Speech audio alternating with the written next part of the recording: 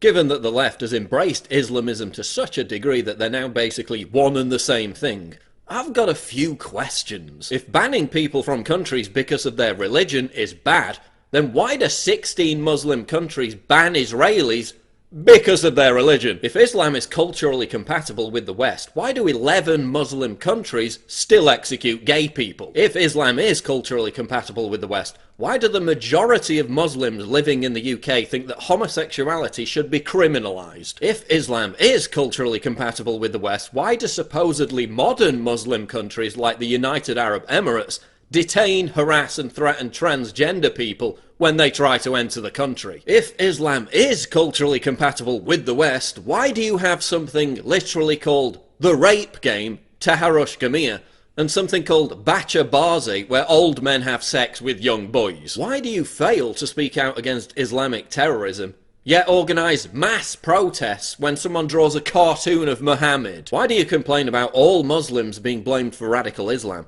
then shout down and intimidate ex-Muslims who speak out against radical Islam? Why do you insist that all Muslims shouldn't be collectively blamed for terrorism, but then collectively blame all Westerners for the actions of our governments in Muslim countries? Why do you insist that Islam is a religion of peace, and then threaten to kill me when I say it isn't? If Islam is a religion of peace, why does the Quran contain 109 passages that call for Muslims to wage war against non-believers? If Islam is a religion of peace, why do police keep finding huge caches of military-grade weapons in mosques across Europe? If Islam is a religion of peace, why do significant numbers of Muslims living in the West support suicide bombings? If Islam is a religion of peace, why is there no popular Muslim peace movement? If Islam is a religion of peace, why do I routinely receive messages from Muslims who agree with me, but who are afraid to speak out for fear of being killed? If terrorism is all just a backlash against Western foreign policy,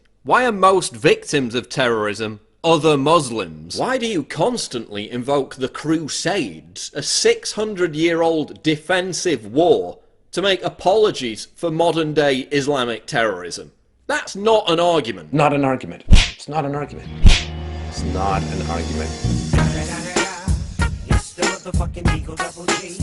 Why do you complain about France banning the burkini, when if Western women visited beaches in Islamic countries wearing what they wanted to wear, they'd be attacked and imprisoned? Why do you try to shout down criticism of Islam by calling it racist, when Islam isn't a race? Why after every Islamic terror attack is your primary concern a backlash against Muslims? Like, if a far-right troll kills Muslims, should our primary concern be a backlash against far-right trolls? If the West is so selfish for not taking in enough Syrian refugees, why have the 5 wealthiest Muslim countries taken in virtually no Syrian refugees? If the West is so evil, oppressive and Islamophobic, why do 50 million of you live here?